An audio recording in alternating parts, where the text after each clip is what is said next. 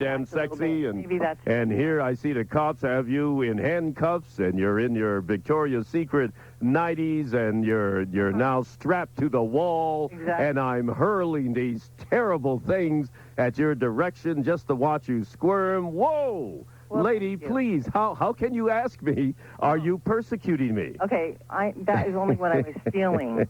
That doesn't necessarily... Yeah, but my point is, how could you feel I'm persecuting you when you called to have a discussion with me? Because you're quite, not aggressive. What's the word below aggressive?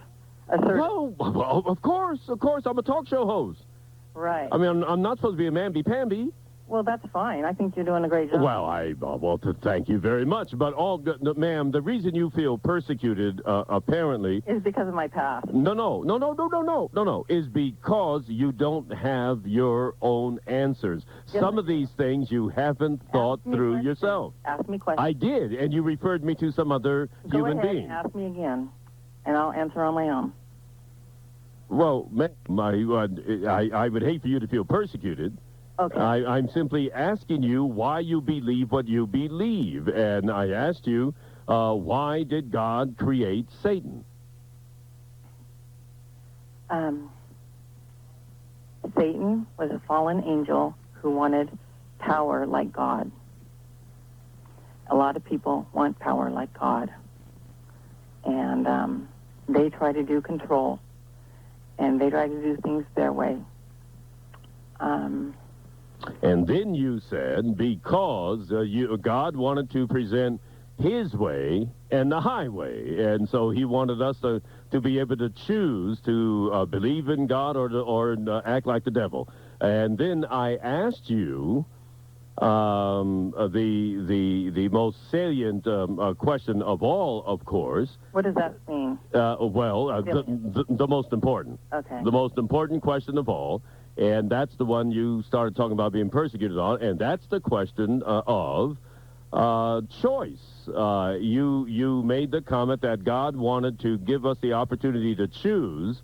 Then I asked you, do you not believe that God knows all? And you said yes, and then that is indeed what Christians believe. You responded correctly. Well, then the next logical question from me is, if God knows all, sees all, does all, where does our choice come in? In other words, he knows that you on the phone will either choose him or choose the devil. Right. He knows that Reverend Ray will choose him or choose the devil. Right. Then where's the choice? It's so interesting and awesome and mysterious, that's for sure.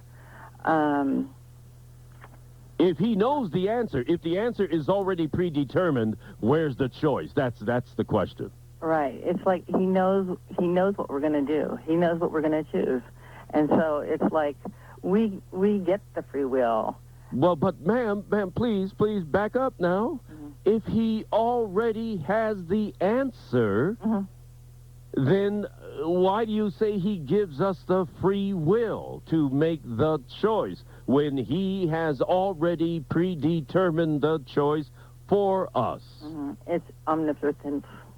It's what? It's omnipotence. It's hard to understand. I mean, I just... Yeah, not to put you down. Do you know what the word omnipotent means? Yeah, all-powerful. Well, what has that got to do with it? He's so mysterious that he's really hard... but ma'am, but please, with all due respect, he ain't all that mysterious. Really? No, according to you, he's not all that mysterious, because you said that God created evil, that God created all this pain and suffering and what have you, that God created the devil. Well, yes, he created Satan. Isn't Satan the incarnate of evil?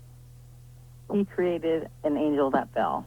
Yeah, right. He created Satan. Then is he not then the one who is responsible for the evil we have in the world?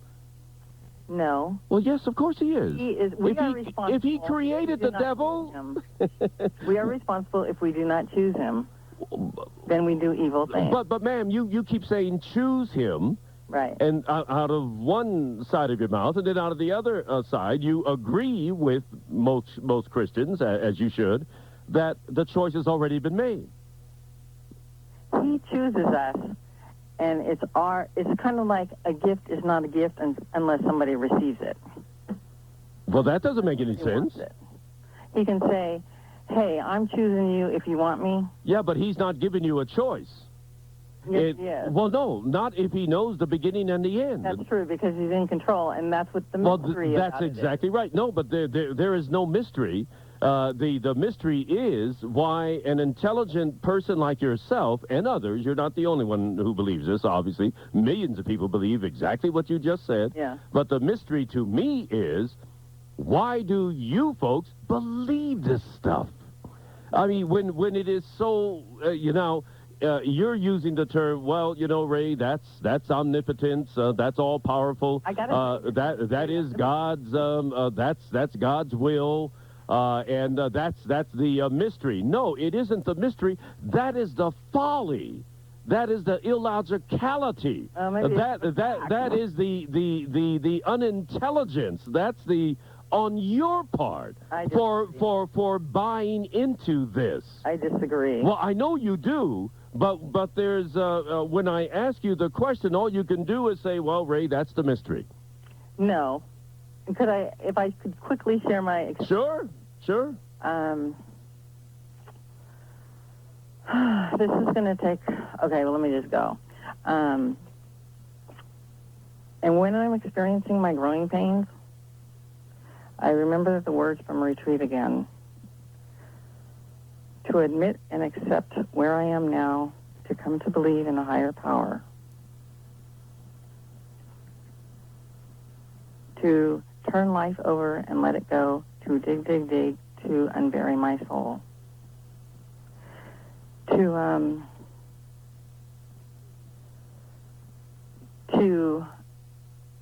confess or to share my defects pretty much with God, another, and a brother. Why do you have to share your defects with God? Yes, he already does know. That's right. So why do you have to share them with him?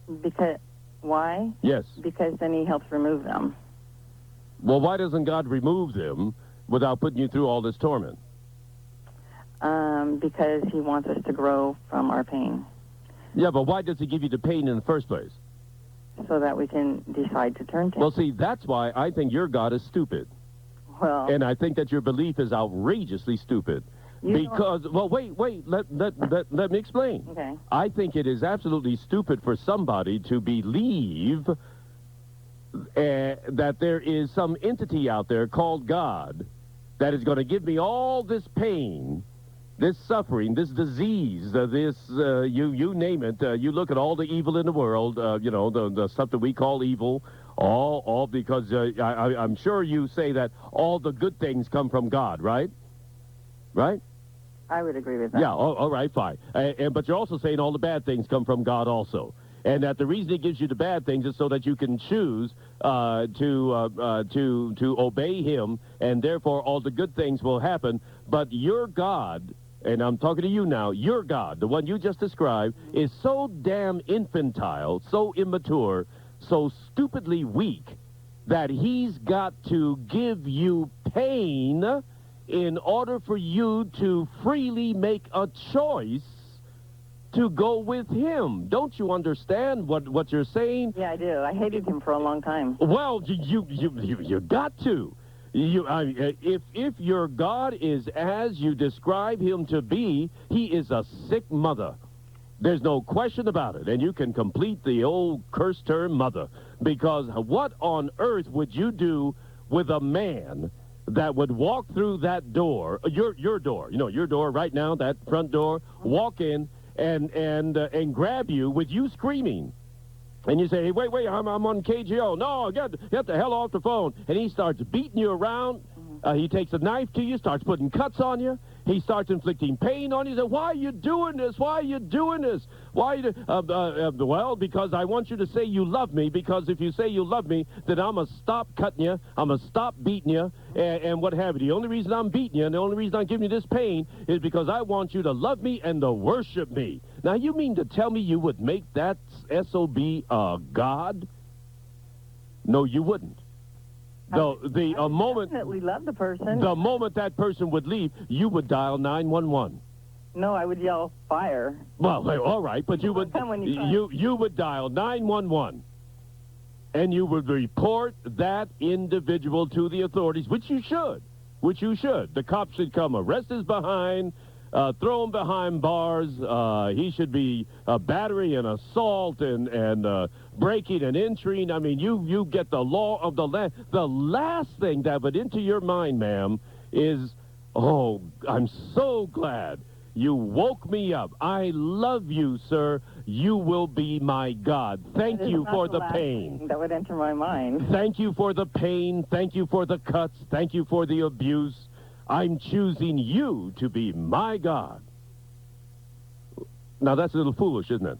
No. Well, it is, because you wouldn't do that to the man that broke into your door, would you? You want to know what I would do? Ma'am, I know what you would do. No, you just told me, but you're not God, so you don't know what. I do know what you would do, because you just got finished saying it.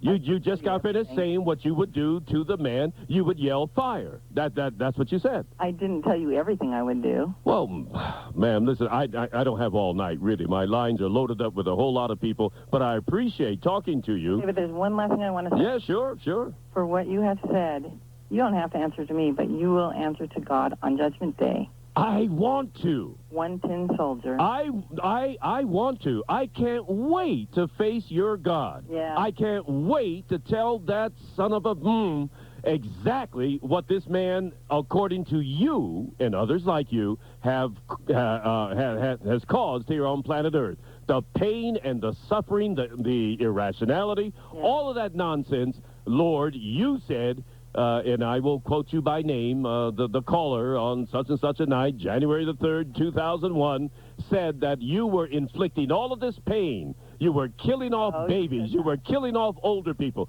You were causing people to starve to death. You were feathering Satan's nest just so that these people, like the lovely lady on January 3rd, 2001, God, could obey you. Are you such a weak, sniveling little idiot, God, that you've got to force people to make a choice by hurting them, by killing them, by punishing them, by causing them to have disease and to be crippled? Is this the kind of God you are?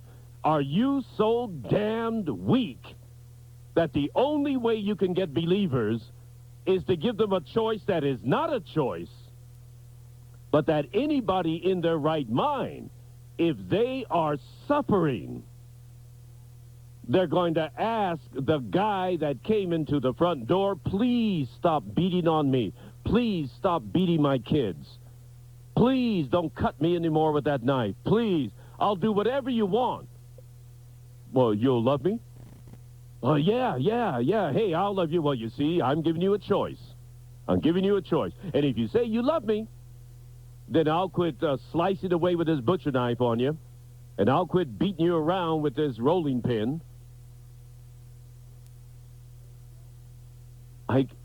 And folks, people believe what that last caller believes. And she explained it the best way she knew how.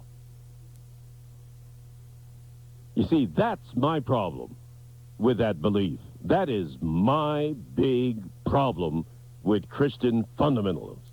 The people who believe that the Bible is the Word of God and that God created everything, including Satan. God put the evil here. Why? As she said, so that we could freely choose to do the evil, to stop the pain, or worship him. That's a very, very, very weak person. I'm talking about God, not the lady on the phone.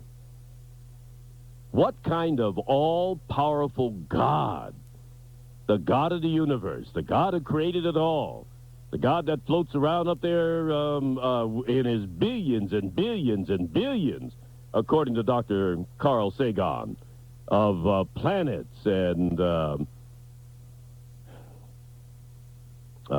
beautiful stars.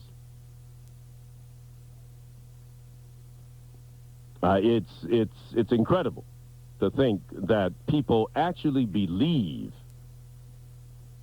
that this tiny, tiny, tiny little planet here on the outskirts of the Milky Way, and the Milky Way itself has billions of stars in it. All of these planetary systems have billions of stars, as far as we can tell. And there's a God that created a species of animal on this tiny planet at the edge of the Milky Way. And he said, I'm going to have some fun. Now I got the whole rest of the universe to play with. I'm going to have some fun over here. I'm going to create some damnable evil and make these people feel all kinds of pain. And then I'm going to whisper in their ear, hey, you know, you do have free choice.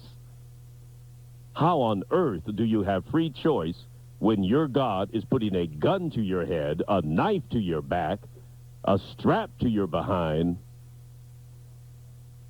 disease throughout your body in order to get you to make that choice?